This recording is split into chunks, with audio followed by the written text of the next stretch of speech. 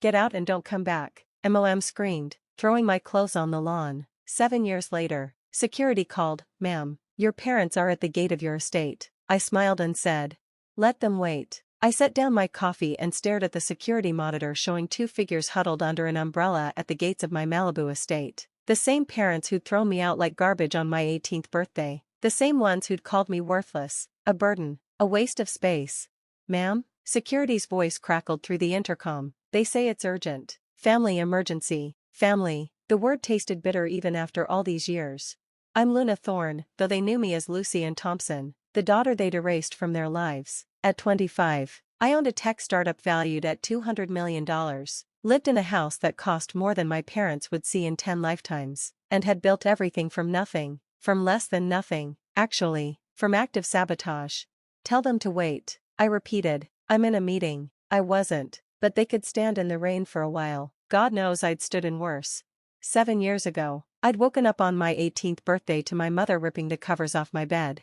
"Get up," she'd snarled. "You're 18 now, legal adult, time to go." I'd blinked, confused. "Go where?" "I have school." "Not anymore. We've withdrawn you. Your father and I discussed it. We're done raising you." "But I graduate in 2 months." "Should have thought about that before you decided to be such a disappointment." My crime? I'd refused to drop out at 16 to work at my uncle's factory. I'd wanted to finish high school, maybe even college. I had dreams of working in tech, of building something meaningful. To my parents, Karen and Dale Thompson, that made me too good for my raising and ungrateful. My younger brother Kyle watched from the doorway, smirking. At 16, he'd already dropped out to work construction with Dad, the golden child who understood his place. "Mom, please," I'd begged as she threw my clothes onto the front lawn. "Where am I supposed to go?" "Not my problem anymore. Maybe those fancy dreams of yours will keep you warm." The neighbors had watched, some with pity, others with judgment. In our small Georgia town, parents' word was law. If the Thompsons were kicking out their daughter, she must have done something to deserve it. My father had stood on the porch, arms crossed. "Don't come back begging when you fail. You made your choice." "What choice?" I'd screamed. "Wanting an education? Thinking you're better than us." He'd corrected. "Well, let's see how far that attitude gets you in the real world." They'd gone inside and locked the door, just like that. I was homeless with nothing but the clothes they'd thrown out and $73 I'd saved from tutoring kids in math. I'd walked to the library, the only place I could think of, and sat there until closing, trying not to cry. The librarian, Mrs. Chen, had noticed. "Lucy, shouldn't you be home?" "I don't have one anymore." She'd listened to my story, then done something that changed my life. She'd given me a laptop. "It's old," she'd said, "but it works. And Lucy, don't let them win. You're brilliant. I've watched you help those kids, seen how quickly you understand concepts. That's a gift." I'd slept in the park that night, laptop clutched to my chest. The next day, I'd used the library's Wi-Fi to search for resources, homeless shelters, youth programs, anything. That's when I'd found Future Path, a program for homeless youth that provided temporary housing and help finishing school. The catch? It was in Los Angeles.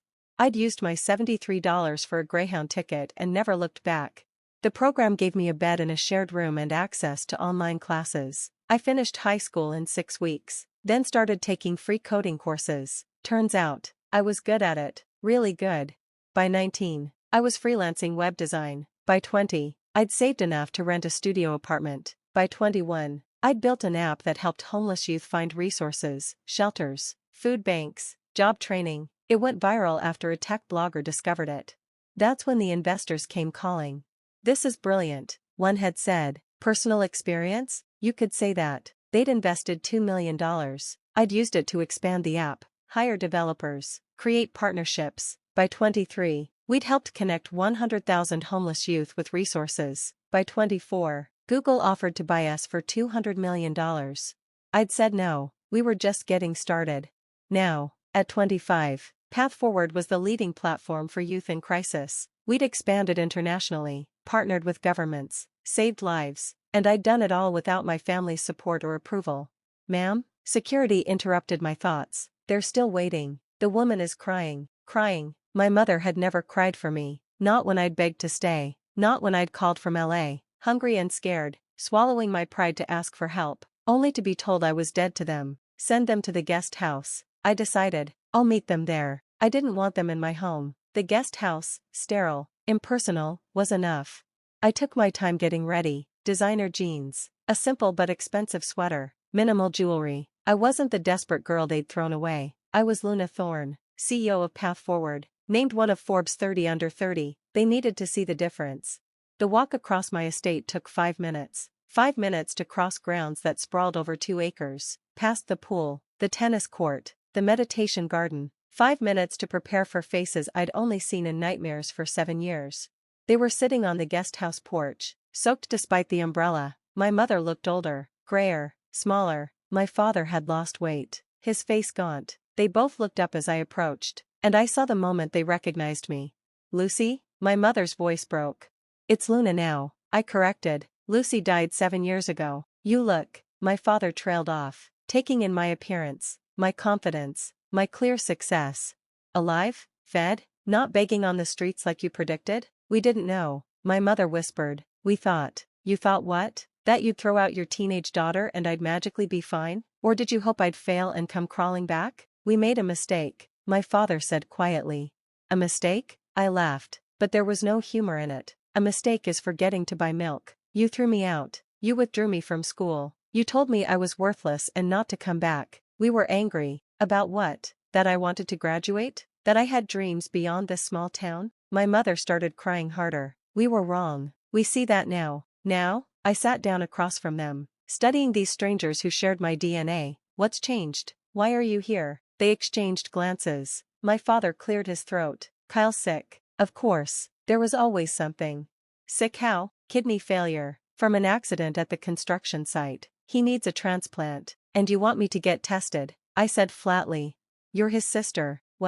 I was his sister. Until you decided I wasn't part of the family anymore. "Please," my mother begged. "He's dying." "Whatever happened between us?" "Whatever happened?" I stood up. "You mean when you threw me out with nothing? When I called begging for help and you hung up? When I sent graduation announcements from my GED program and you returned them unopened? We didn't know you'd become this." My father gestured vaguely at me.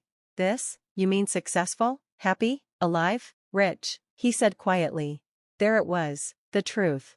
"So if I was still homeless, still struggling, would you be here? Or is it only worth claiming me as family now that I have something you need?" "That's not fair." "Fair?" I laughed. "Was it fair when I slept in parks? When I went hungry? When I cried myself to sleep wondering what I'd done to make my own parents hate me?" "We don't hate you," my mother sobbed. "No? Then what do you call throwing out your child for wanting an education? We thought you were being uppity, thinking you were too good for us." "I never thought that. I just wanted more. I wanted to learn, to grow, to build something." "Why was that so threatening?" "Because we couldn't," my father admitted. "We couldn't give you college, couldn't understand your dreams. It was easier to call you ungrateful than admit we were limited." The honesty surprised me, but it didn't erase 7 years of abandonment.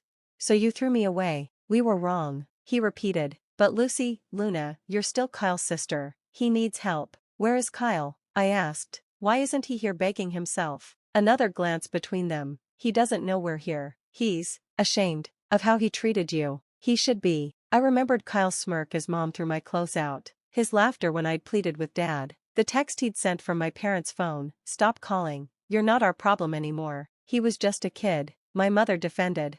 So was I. Silence stretched between us. The rain had stopped, but the air was heavy with more than humidity. "I'll get tested," I finally said. Their faces lit up with hope. "But not for you, and not for Kyle. For the 16-year-old boy who was poisoned by your bitterness. Maybe with a kidney from someone who made something of herself. He'll learn it's okay to dream." "Thank you." My mother reached for me.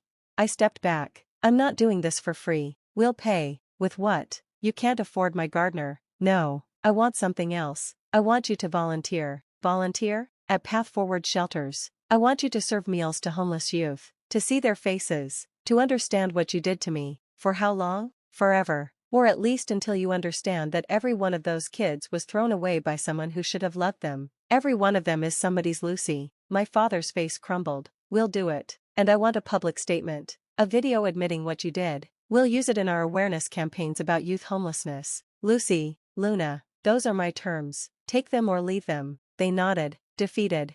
"One more thing," I added. "After the transplant, if I'm a match, we're done. No happy family reunions. No using my success to brag to your friends. You lost the right to claim me 7 years ago." We understand, my mother whispered. I stood to leave, then turned back. You know what the worst part is? If you just supported me, just believed in me, I would have shared all of this with you. I would have bought you a house, taken care of you, made sure you never struggled. But you threw me away because I dared to want more. We know, my father said. We know we lost the best thing we ever had. No, I corrected. You threw away the best thing you ever had. I lost nothing. I gained everything. I walked back to my house, leaving them in the guest house. My assistant would handle the rest, the testing, the logistics, the paperwork. I'd done my part. That night, I sat on my balcony overlooking the ocean, thinking about the girl who'd slept in parks with a borrowed laptop. She'd been so scared, so alone, but so determined. You did it, I whispered to her. You proved them wrong. My phone buzzed. A text from an unknown number. Kyle.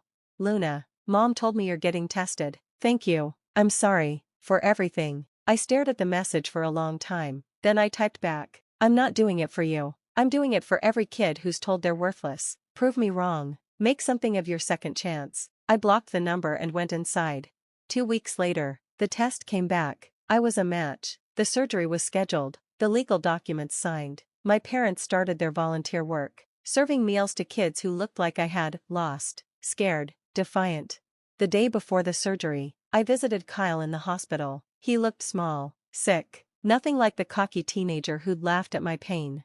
Luna, he said. I interrupted. Don't apologize. Don't thank me. Just promise me something. Anything. When you get better, do something with your life. Get your GED, go to college, build something. Don't let their limitations become yours. I will, he promised. I want to be like you. No, I said firmly. Be better. I built my life on spite and survival. Build yours on purpose and possibility. The surgery went well. I recovered in a private suite, working on my laptop, running my company. My parents tried to visit. I had security turn them away. The debt was paid. A year later, I got a letter. Kyle had enrolled in community college, studying computer science. He included a photo, him in a Path Forward volunteer shirt, serving meals at a shelter. Learning to give back, he wrote. Thank you for the second chance. I kept the letter but didn't respond. Some bridges, once burned, couldn't be rebuilt. They could only serve as reminders of how far we'd come. The security footage from that rainy day, my parents at my gate, begging, I kept that too, not as revenge, but as proof. Proof that the girl they'd called worthless had built an empire. Proof that sometimes, the best response to being thrown away is to become someone they never imagined you could be. They'd kicked me out at 18 for being worthless. 7 years later, when they begged at my gate, I gave them exactly what they'd given me, nothing but the chance to earn redemption through serving others they'd consider worthless. The difference? I became priceless by helping kids like me. They became worthless the moment they threw their daughter away. And that's the real karma, not success or revenge, but the knowledge that every youth I help find shelter is a repudiation of what they did to me. Every success story from Path Forward is proof that throwing away children doesn't break them. It just teaches them to build homes where everyone belongs.